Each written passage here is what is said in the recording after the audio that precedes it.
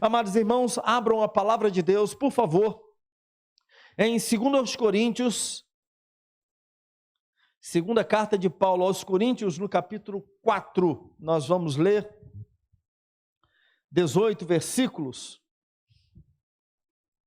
2 Coríntios, capítulo 4.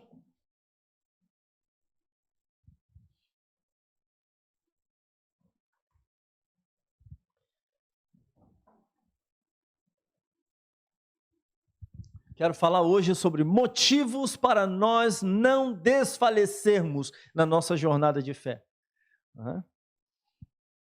O texto nos diz assim, Paulo aos Coríntios, 2 Coríntios, capítulo 4. Portanto, visto que temos este ministério, pela misericórdia que nos foi dada, não desanimamos.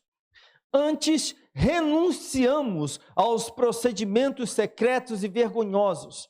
Não usamos de engano, nem torcemos a palavra de Deus. Ao contrário, mediante a clara exposição da verdade, recomendamo-nos à consciência de todos, diante de Deus. Mas, se o nosso evangelho está encoberto, para os que estão perecendo é que está encoberto. O Deus desta era cegou o entendimento dos descrentes para que não vejam a luz do evangelho da glória de Cristo, que é a imagem de Deus. Mas não pregamos a nós mesmos, mas a Jesus Cristo, o Senhor, e a nós como escravos de vocês, por causa de Jesus. Pois Deus, que disse, das trevas resplandeça a luz, Ele mesmo brilhou em nossos corações para a iluminação do conhecimento da glória de Deus na face de Cristo. Mas temos esse tesouro em vasos de barro, para mostrar que o poder, que a tudo excede, provém de Deus e não de nós. De todos os lados somos pressionados, mas não desanimados. Ficamos perplexos, mas não desesperados. Somos perseguidos, mas não abandonados. Abatidos, mas não destruídos. Trazemos sempre em nosso corpo o morrer de Jesus, para que a vida de Jesus também seja revelada em nosso corpo. Pois nós, que estamos vivos, somos sempre entregues à morte por amor a Jesus, para que a sua vida também se manifeste em nosso corpo mortal. De modo que em nós atua a morte, mas em vocês a vida. Está escrito, cri, por isso falei. Com esse mesmo espírito de fé, nós também cremos e por isso falamos. Porque sabemos que aquele que ressuscitou o Senhor Jesus dentre os mortos, também nos ressuscitará com Jesus e nos apresentará com vocês. Tudo isso é para o bem de vocês, para que a graça que está alcançando um número cada vez maior de pessoas, faça que transbordem as ações de graças para a glória de Deus. Por isso não desanimamos, mais uma vez, Paulo falando. Embora exteriormente estejamos a desgastar-nos, interiormente estamos sendo renovados dia após dia, pois os nossos sofrimentos leves e momentâneos estão produzindo para nós uma glória eterna que pesa mais do que todos eles. Assim, fixamos os olhos não naquilo que se vê, mas no que não se vê, pois o que se vê é transitório, mas o que não se vê é eterno. Louvado seja o nome do Senhor pela sua palavra. Vamos orar mais uma vez. Pai, abençoa-nos nesta noite. Tem misericórdia da minha vida, para que eu seja instrumento em tuas mãos, a fim de que os meus irmãos sejam edificados na tua palavra. Assim oramos em nome de Jesus. Amém. Os irmãos podem sentar, por favor.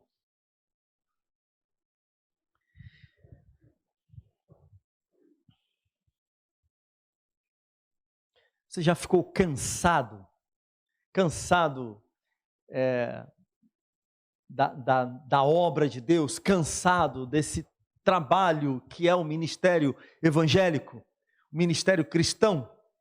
Você já ficou cansado de acordar de manhã e falar, quer saber, eu acho que eu não vou para a igreja não, estou cansado. E não é o cansaço físico não, é o cansaço do coração. Você já ficou cansado de pregar, de instruir, de falar, de compartilhar do amor de Cristo, de sentar com os seus familiares, abrir a Bíblia, ou então falar de Jesus para eles, e parece que a palavra entra por um ouvido e sai pelo outro? Todos nós, em algum momento, se já temos algum tempo de caminhada com Cristo, já cansamos.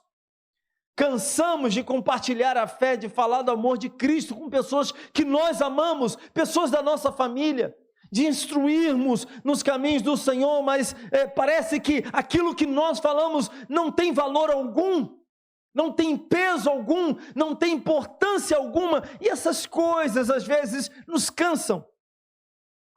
Eu quero, a título de introdução, primeiro falar um pouquinho sobre 2 Coríntios. Além do impressionante currículo do apóstolo Paulo, e esse currículo, os irmãos verão lá em Filipenses capítulo 3, versos 5 a 6, 2 versículozinhos que são breves, muito breves, mas que falam bastante daquilo que o apóstolo Paulo vivenciou, né? Um homem que ele deixa bem claro junto aos judeus, olha, eu fui circuncidado, eu sou zeloso pelas coisas do Senhor, né? Eu tenho procurado ser excelente naquilo que faço. Paulo dá uma espécie de mini currículo para aqueles cristãos. Paulo escreveu também, além disso, 13 dos textos do Novo Testamento. Paulo gastou algum tempo nas suas prisões, escrevendo cartas para as suas igrejas, falando de muitas coisas. As cartas que ele escreveu, meus irmãos, surgiram das suas viagens missionárias e automaticamente tornaram-se o fundamento da teologia, da fé cristã. 2 Coríntios, no entanto, é um pouquinho diferente das outras cartas de Paulo, porque parece muito mais um diário. Ele parece descrever muito mais um diário, narrando a história da sua vida, listando as suas lutas, mostrando o homem Paulo em sua total transparência. Vejam que o texto nos diz em 2 Coríntios mesmo, no capítulo 1, nos versos 8 e 9. Irmãos, não queremos que vocês desconheçam as tribulações que sofremos na província da Ásia, as quais foram muito além da nossa capacidade de suportar, a ponto de perdermos a esperança da própria vida.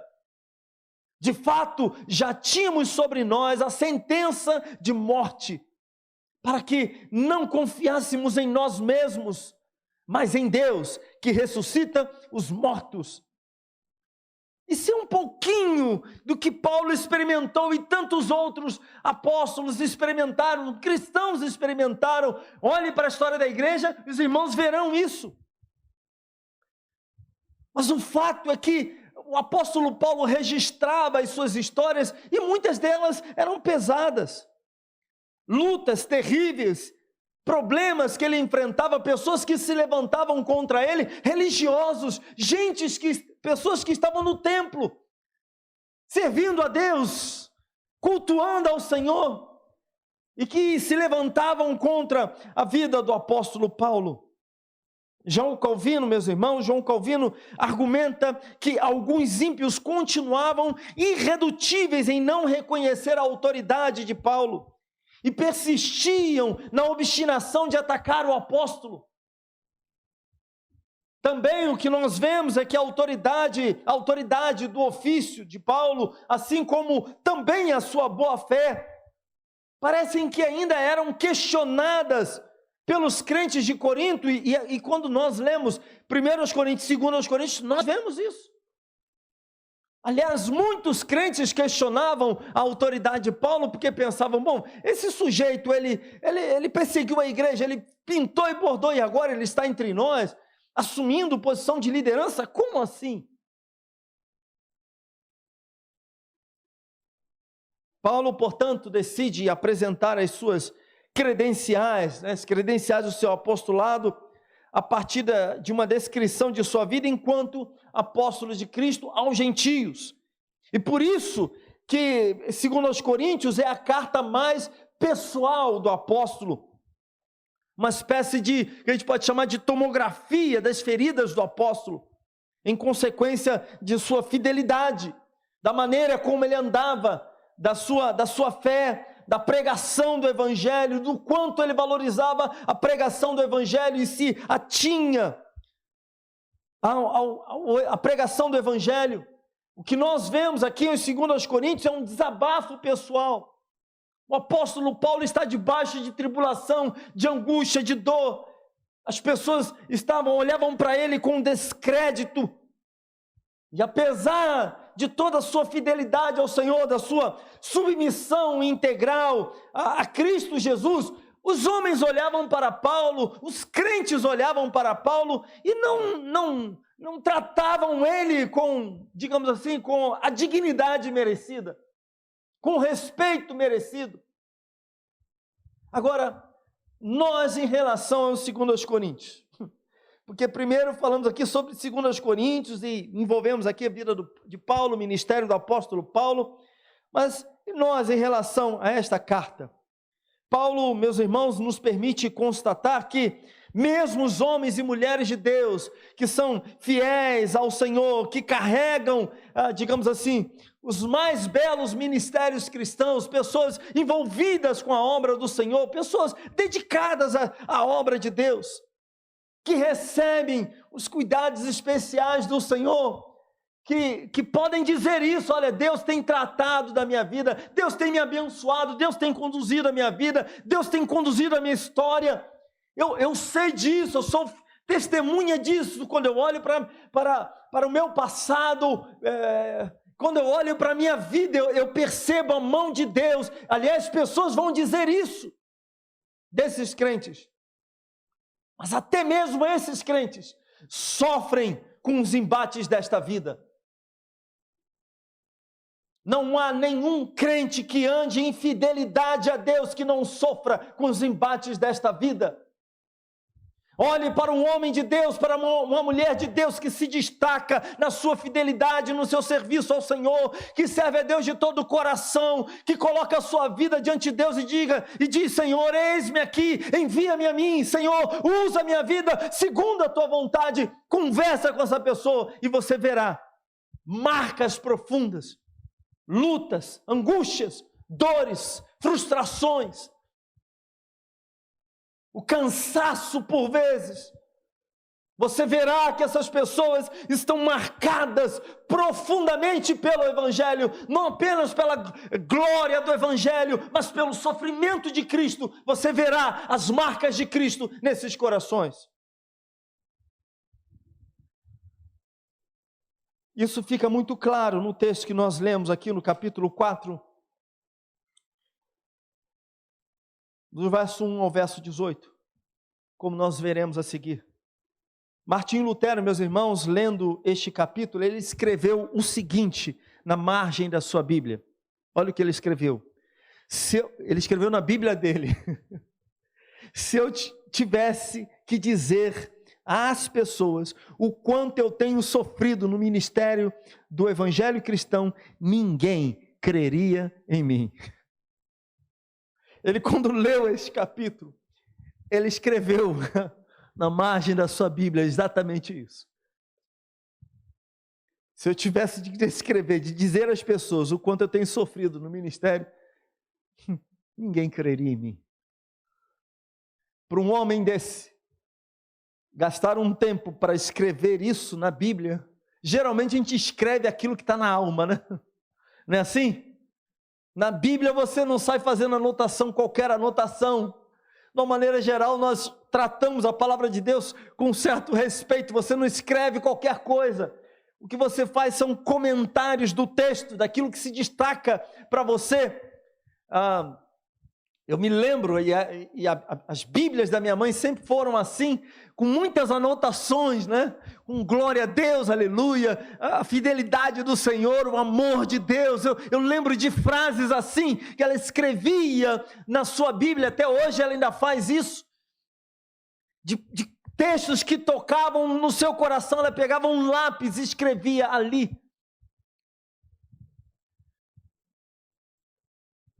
E Martim Lutero escreveu isso porque certamente, pensando na sua vida, pensando nas coisas que ele havia passado, ele falou: se eu for contar, ninguém acredita. Porque, de uma maneira geral, as pessoas olham para líderes, olham para os homens de Deus, as mulheres de Deus, e imaginam: olha, essa pessoa tem uma intimidade, um relacionamento com Deus especial, então Deus os guarda, né? Deus os protege. Não toca nele não, se tocar no ungido de Deus, a mão cai. Não é isso que é dito aí? Se falar mal de pastor, vai ser comida de bicho. Não tem um negócio desse? Engraçado, eu não vejo ninguém ser comida de bicho. Graças a Deus. Porque ninguém fala mal do pastor aqui. Oh, Jesus, Senhor, tem misericórdia de mim.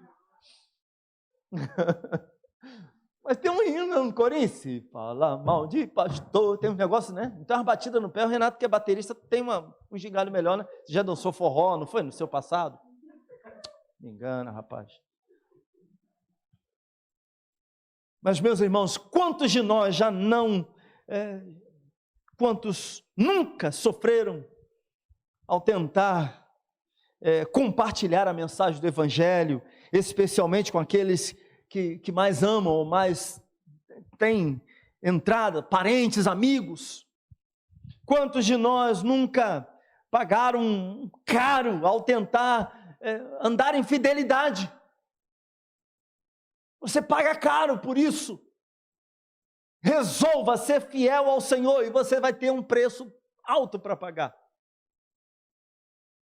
Especialmente com aqueles que nós mais conhecemos. Quantos de nós nunca sofreram muito por buscar viver uma vida integralmente submissa a Cristo? Isso quer dizer que em tudo aquilo que você resolver fazer, você vai procurar saber na palavra de Deus qual é a vontade do Senhor. Faz um teste assim, esta semana.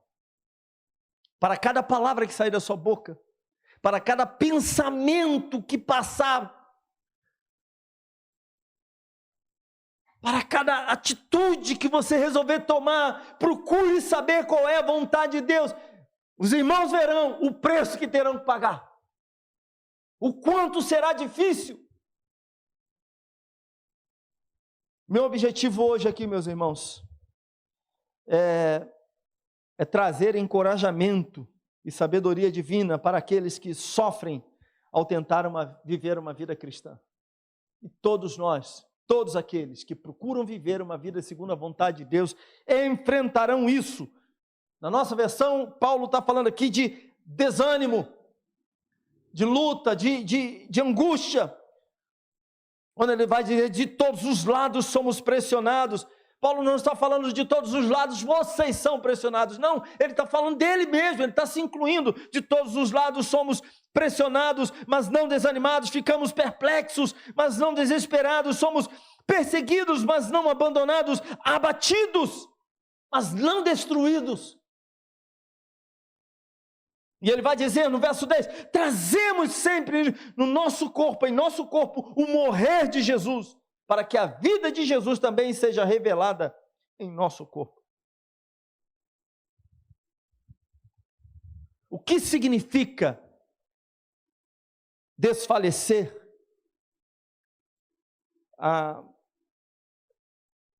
De uma maneira geral, desfalecer é diminuir em força, diminuir em disposição, enfraquecer, esmorecer, fraquejar, e aquilo que foi traduzido aqui na NVI, desanimar. Isso é muito comum na nossa vida, porque todos nós em algum momento nos percebemos sem forças espirituais, nos percebemos fracos espiritualmente diante das lutas, dos problemas. Você se vê preparado ou com força para lutar ou entrar em certas batalhas, mas existem outras batalhas espirituais em que nós olhamos para nós mesmos e falamos: e agora, Senhor? Nós muitas vezes nos sentimos sem disposição.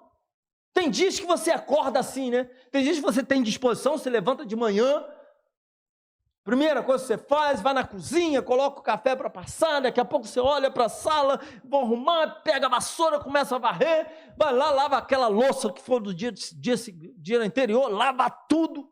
Aí você olha para o chão da cozinha, vou jogar um cloro aqui, vou lavar esse negócio todo. Vai lá no cesto de roupas, percebe aquele monte de roupa fedida, vou jogar esse negócio na máquina, vamos fazer logo. Acabou de bater a roupa na máquina. Oi? Acabou de bater a roupa na máquina, o que faz? Não, vou estender. Estender é chato. Quantos acham que estender roupa é um negócio muito chato? Eu acho tão chato, mas tão chato, que eu fujo quando Dona Cleide fala comigo, estende a roupa. Guardar é pior também. Pelo amor de Deus, gente. Gente, é muito difícil ser dono de casa. As irmãs precisam lutar. É muito ruim, gente. Tem coisa que é difícil mesmo. Tem coisa que tem que levar jeito, né? Cozinha. Não é qualquer um que vai para a cozinha e faz um negócio gostoso. Hoje eu fiz. Não, tem que falar, né? A gente erra muito, fala. Quando acerta também tem que falar. Mas é difícil. Todo dia, minha esposa está falando isso hoje, né? É difícil, todo dia você tem que fazer uma comida. É difícil você, todo dia, lavar, passar, arrumar a casa, fazer isso, fazer aquilo outro, lavar banheiro. Isso é difícil. Aí se você tem um cachorro enorme como o Simba, mais difícil ainda. E tem dias que você acorda com disposição para essas coisas, mas tem dias que não, você olha para isso e faz isso. E é assim também na vida espiritual. Há momentos que você está na casa de Deus com alegria no coração, coração cheio da presença do Senhor, e há dias que você não está. Há dias que você quer pregar, que você quer evangelizar, você quer compartilhar lá no Facebook uma mensagem cristã, e tem dias que você não quer compartilhar nada, nem consigo mesmo.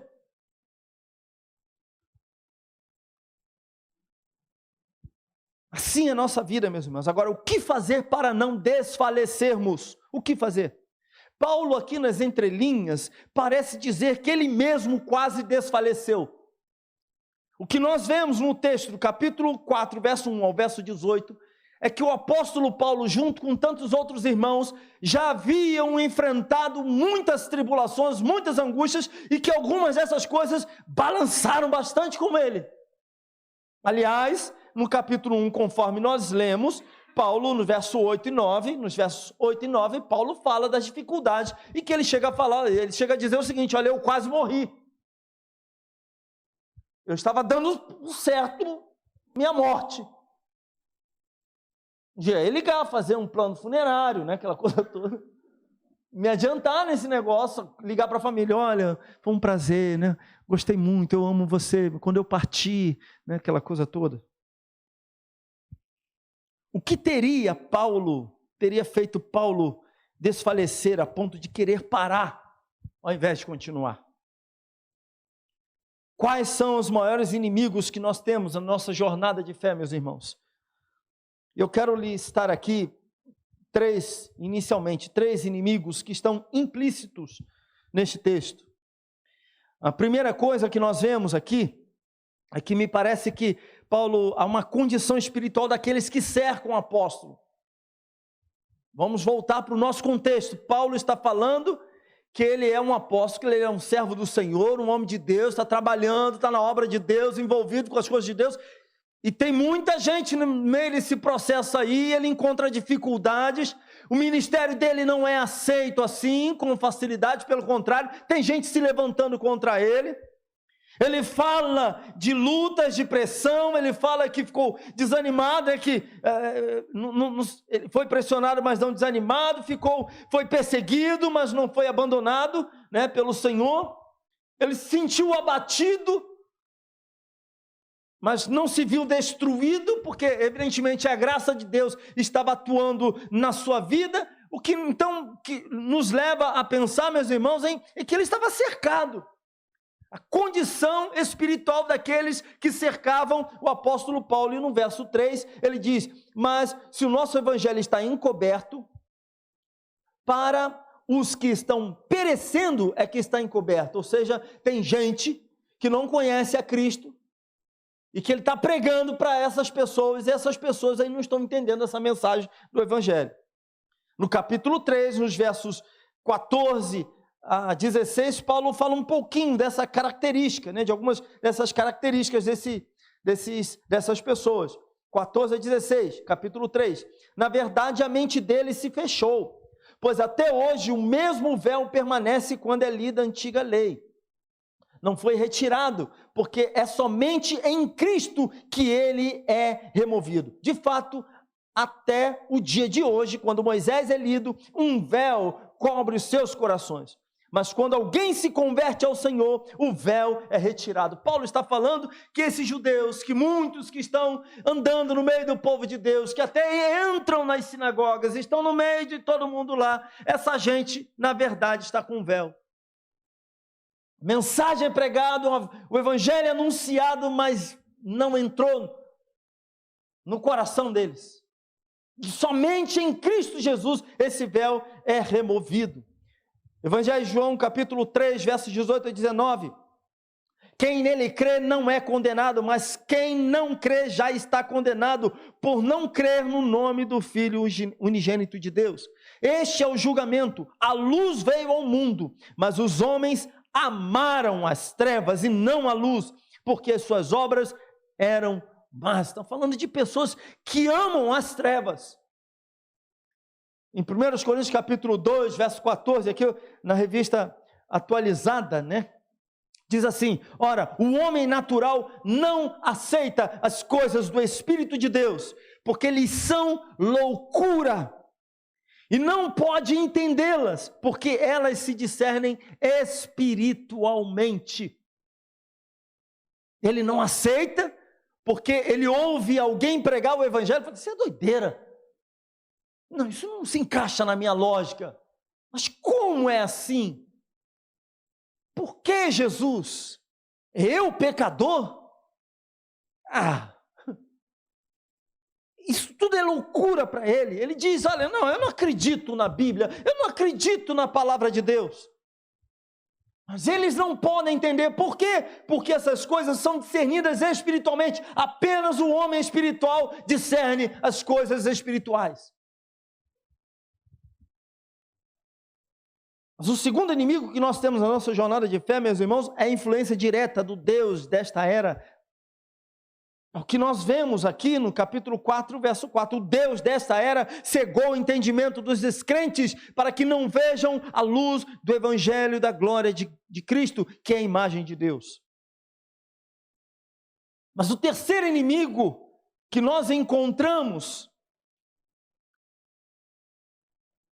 é a nossa fraqueza pessoal.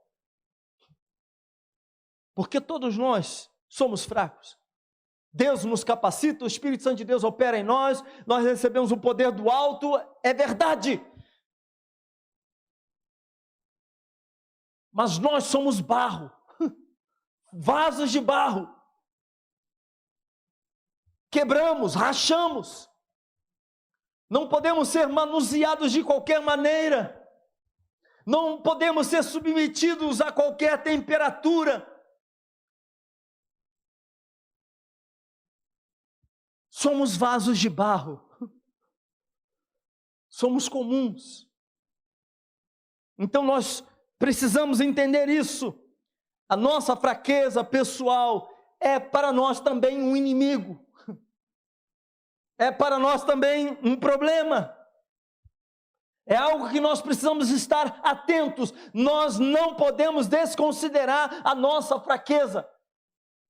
Não podemos deixar de olhar para nós mesmos e enxergar em nós a fraqueza, a debilidade, os pecados. Já contei aqui para os irmãos algumas vezes de alguém que, um líder que virou para mim quando surgiu a notícia de um pastor que havia caído em adultério. Ele começou a condenar, e eu parei e falei assim: cara, peraí, calma. porque nós temos a mesma condição, ou toda a possibilidade do mundo para fazer exatamente a mesma coisa. E ele disse, eu não, meu caráter não permite isso. Eu falei assim, rapaz, pensa um pouquinho, depois você volta a conversar comigo sobre este assunto. Porque ele estava desconsiderando a sua capacidade para pecar. Isso é grave, porque a Bíblia diz que quando nós olhamos, quando um homem olha para uma mulher com intenção impura, ele já está cometendo adultério. É o que a Bíblia diz. O fato, meus irmãos, é que o apóstolo Paulo, a vida dele não foi fácil, assim como a minha e a sua também não é fácil. A nossa vida não é fácil. Não é fácil manter o testemunho cristão, não é fácil continuar fiel ao Senhor, não é fácil andar segundo a vontade de Deus, manter o testemunho diante das afrontas, não é fácil permanecer firme no Senhor, num lar onde as pessoas não andam segundo a vontade de Deus, e pelo contrário, por vezes escarnecem das coisas do Senhor. Não é fácil andar em fidelidade, ler a palavra de Deus, orar, jejuar, ir para a igreja, estar na casa do Senhor, servir ao Senhor, quando você tem à sua volta pessoas que se levantam contra o Evangelho, pessoas que debocham da sua fé, pessoas que não lhe ajudam dentro do seu contexto familiar, pessoas que não cobram de você. Você já leu a Bíblia hoje?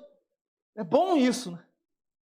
Quando você tem pessoas à sua volta que estimulam você, que empurram você, que dizem, olha, faça isso, faça aquilo, vai para a igreja. Que é o que os pais fazem com seus filhos, os pais crentes. Nós não fazemos isso? Fazemos. Os filhos digam amém. Vamos para a igreja. Vamos servir, você já leu a Bíblia hoje? Já orou, já buscou a Deus? Nós fazemos isso, cobramos isso. Mas e quando você não tem isso? E pelo contrário, quando você tem gente para puxar você para o buraco? O fato, meus irmãos, é que Jesus precisou aparecer para Paulo em Corinto. Abram, por favor, em Atos dos Apóstolos, no capítulo 18, versos 9 e 11.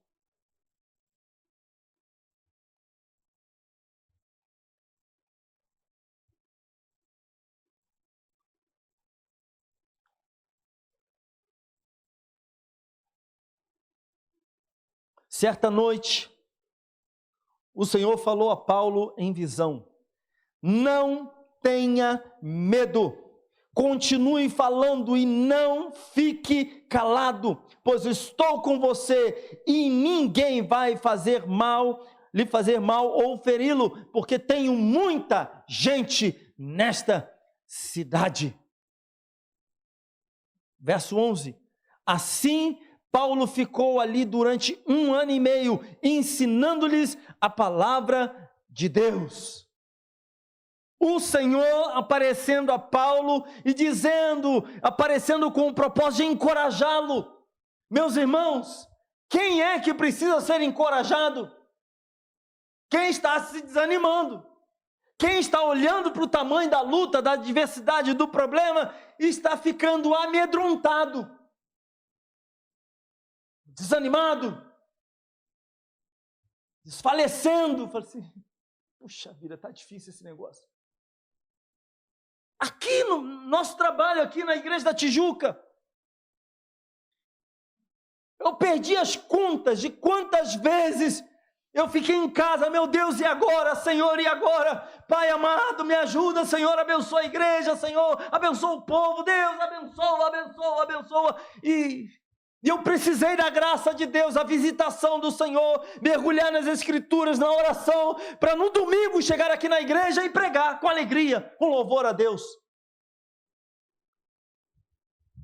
Por quê? Porque você, às vezes, olha para o tamanho das lutas, dos problemas e fala, meu Deus, e agora? Fazer a obra de Deus em Corinto foi um grande desafio para Paulo. E fazer a obra para você também tem sido um grande desafio? Permanecer firme no Senhor também tem sido um grande desafio?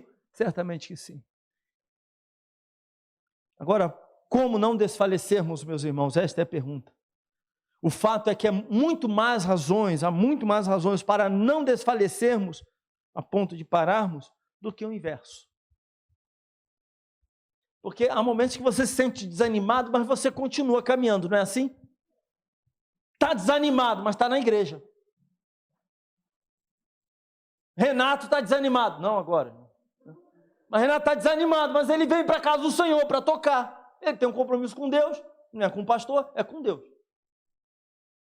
Ele está caído, abatido, mas vem, vamos embora. A batida na bateria é um pouquinho diferente. Está faltando, né? Um fogo. Pentecoste. Né, Rui? Mas ele vem. Ele vem.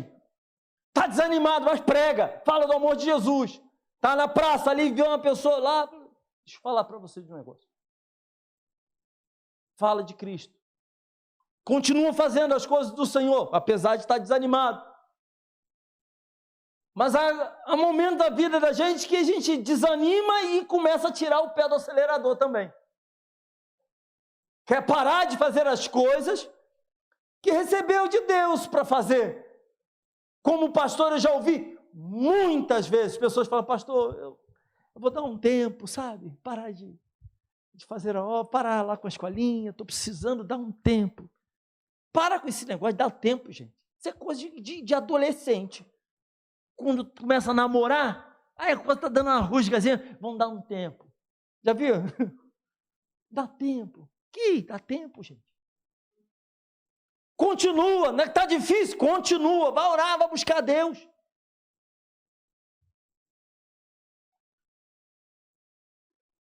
Como não desfalecermos? Meus irmãos, precisamos ver as coisas na perspectiva correta, né? A primeira coisa que nós temos no texto que nós lemos, está no verso 4, no capítulo 4, verso 1, diz assim: portanto, visto que temos este ministério pela misericórdia que nos foi dada, não desanimamos. Paulo aqui está dizendo, olha, eu fui chamado para fazer o que eu estou fazendo por causa da misericórdia de Deus. É a misericórdia de Deus que está sobre a minha vida, por isso eu faço o que faço, por isso prego, por isso saio de um lugar para o outro para pregar, por isso estou aqui em Corinto pregando, ensinando, por isso fiquei em Corinto 1 ano e meio pregando, falando do amor de Cristo para vocês. Por quê? Porque Deus me chamou para fazer e Ele me chamou para fazer por causa da sua misericórdia. Então é misericórdia de Deus sobre as nossas vidas. Como não desfalecermos? Olhando para as misericórdias do Senhor, elas se renovam a cada manhã, elas não têm fim, é o que nos diz a palavra de Deus. Então podemos confiar na misericórdia de Deus. Segunda coisa, o poder de Deus através das nossas vidas. No capítulo 4, versos 5 a 7. Mas não pregamos a nós mesmos, mas a Jesus Cristo, o Senhor, e a nós como escravos de vocês por causa de Jesus. Pois Deus, que disse, das trevas resplandeça a luz, Ele mesmo, notem, Ele mesmo brilhou em nossos corações para a iluminação do conhecimento da glória de Deus na face de Cristo. Mas temos esse tesouro em vasos de barro para mostrar que o poder que a tudo excede provém de Deus e não de nós. Paulo está falando que Cristo brilhou, que Deus brilhou, Deus iluminou o nosso coração, Deus brilhou nos nossos corações. Ele iluminou o conhecimento, o nosso conhecimento, ele trouxe luz para nós. E ele diz, olha, há um poder que a tudo excede, esse poder provém de Deus, não é seu, não é a sua capacidade, não é a sua habilidade, mas é o poder de Deus. Então, para nós não desfalecermos, precisamos entender uma coisa: é o poder de Deus que age na nossa vida. Não é a sua sabedoria, não é o tempo de crente que você tem, não é, eu sou crente há 30 anos, há 20 anos, há 50 anos, não, é o fato do poder de Deus atuar na sua vida. Você não irá desfalecer, se você compreender isso. Eu dependo do poder de Deus, eu ajo no poder de Deus, o Espírito Santo de Deus age na minha vida, através da minha vida, eu dependo dele, não é da sua força, não é da sua sabedoria, não é do seu conhecimento, mas do poder de Deus, é do Senhor.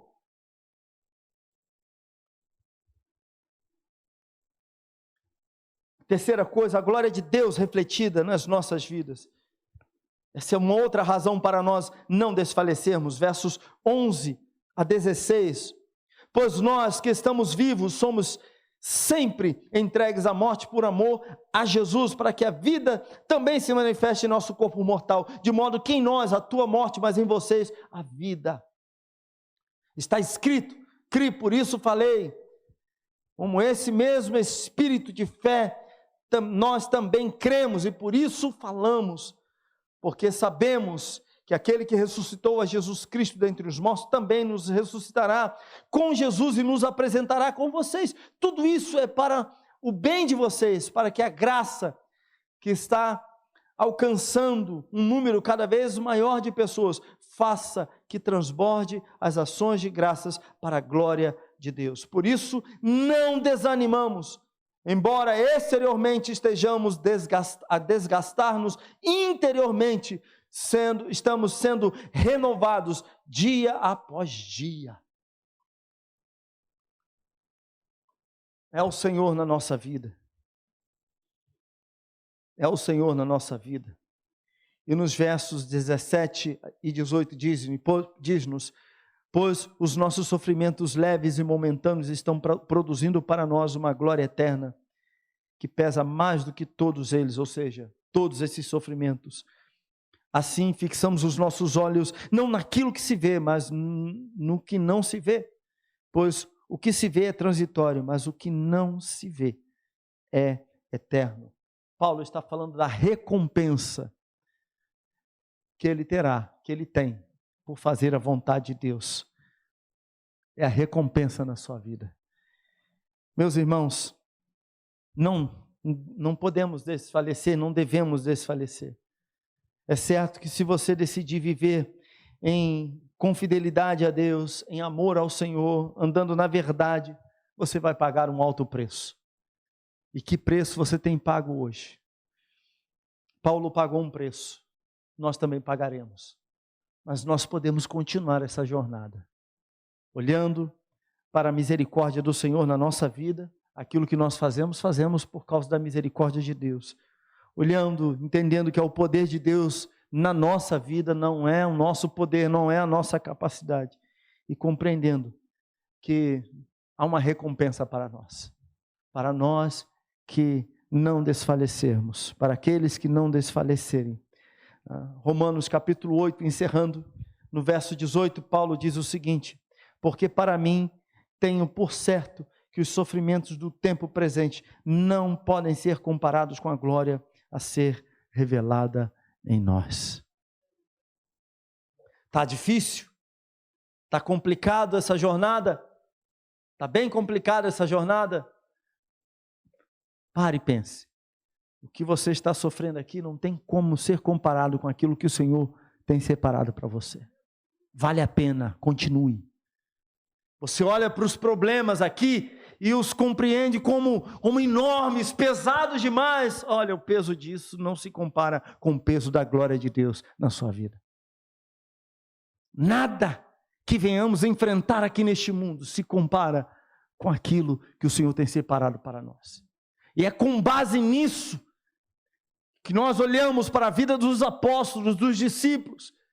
Pedro crucificado de cabeça para baixo, Tiago morto à espada, tantos outros degolados, enforcados, sofrendo com mortes terríveis. Esses homens continuaram fiéis ao Senhor, fazendo a obra de Deus. Cristãos que eram perseguidos E diziam: olha, se você for pregar lá, não vá, porque eles estão matando os cristãos lá. E muitos continuavam seguindo nesse caminho. Então vou pregar o Senhor Jesus Cristo exatamente lá. E por que faziam isso? Por que fizeram assim? Por que procederam dessa forma? Por que mantiveram o testemunho? Porque eles sabiam que o prêmio era muito maior. Já falei aqui de uma mulher chamada Penina, que foi condenada por ser cristã e falar do amor de Jesus. Disseram para ela: se você não negar a esse Jesus, o que a gente vai fazer com você é botar você naquele latão de cobre ali, você vai fritar ali naquele latão de cobre. Acenderam uma fogueira embaixo naquele tacho de cobre. Os irmãos sabem o que é um tacho, né? O pessoal que vem do interior tem conhecimento maior disso, né? Quem vem da interior de Minas, então, sabe muito bem do que eu estou falando, né? Um latão assim de cobre, nesse formato assim. Eles aqueceram ali uma fogueira, acenderam uma fogueira ali embaixo. Quando aquilo estava em brasa viva, pegaram a mulher e: você não vai negar? Ela: não vou negar. Botaram a mulher, seguraram a mulher naquele tacho de cobre. E enquanto isso, outros homens estavam presos em cadeias, e ela gritava para eles: não neguem o nome do Senhor Jesus, sejam homens, não neguem o nome do Senhor Jesus. Foram as palavras finais dela. Mantenham o testemunho enquanto queimava. E por que tal mulher fez isso? Porque ela continuou anunciando, falando de Cristo Jesus. Porque ela não negou o nome do Senhor Jesus. Porque ela sabia o que estava preparado para ela. Então não desanimemos, meus irmãos. Não desanimemos, continuemos a fazer a obra de Deus, a pregar o amor de Cristo Jesus, a viver para a glória de Deus. Por uma razão: o que o Senhor separou para mim e para você é muito maior do que qualquer luta que possamos enfrentar aqui neste mundo. Maior do que o Covid, maior do que as tribulações no trabalho, maior do que as lutas em casa, maior do que o abandono, maior do que a traição, maior do que tudo isso, maior do que o cansaço, maior do que tudo isso. As coisas podem ficar difíceis, mas ainda assim temos muitos motivos para continuar fazendo a vontade de Deus. Em nome de Jesus. Amém? Vamos ficar de pé. Feche os seus olhos agora.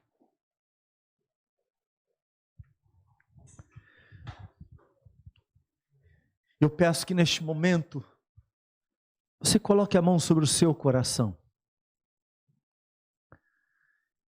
E que você ore a Deus neste momento pedindo: Senhor, ajuda-me a manter a minha postura como um cristão neste mundo. Ajuda-me, ó Deus, para que eu possa continuar fazendo aquilo que o Senhor me chamou para fazer. Que eu não desfaleça, Senhor. Peça isso a Deus. Que eu não pare nunca, mas que eu continue nessa jornada. Esse caminho não é fácil. Essa estrada não é fácil. Esse caminho tem espinhos.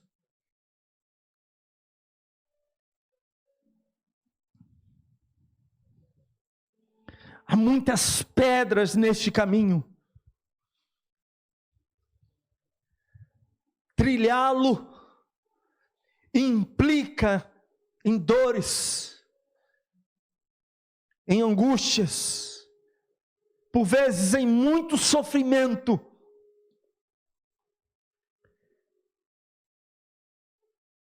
Implica em abandono.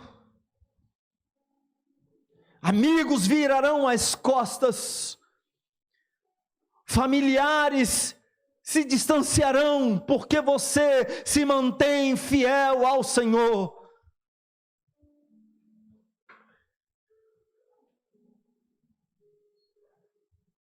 O inimigo se levantará, poderá se levantar contra a sua vida, aliás, se levantará contra a sua vida. Mas a palavra de Deus para nós é que não venhamos desanimar, pelo contrário, possamos permanecer firmes no Senhor, em o nome de Cristo Jesus. Vale a pena. E por que vale a pena, pastor? Porque Deus tem algo muito maior separado para nós. A glória de Cristo é muito maior. As lutas deste mundo, as angústias deste mundo, os sofrimentos deste mundo não podem ser comparados com a glória que foi separada para nós, ser reservada para nós. Então continuemos para a glória de Cristo Jesus. Deus, ajuda-nos, ó Deus. Tenha misericórdia de nós, ó Senhor. Tenha misericórdia de nós, ó Senhor. Abençoa-nos, ó Deus. Fortalece-nos, ó Senhor. Em o nome de Cristo Jesus, fortalece-nos, ó Deus. Em o nome de Cristo Jesus. Aleluia.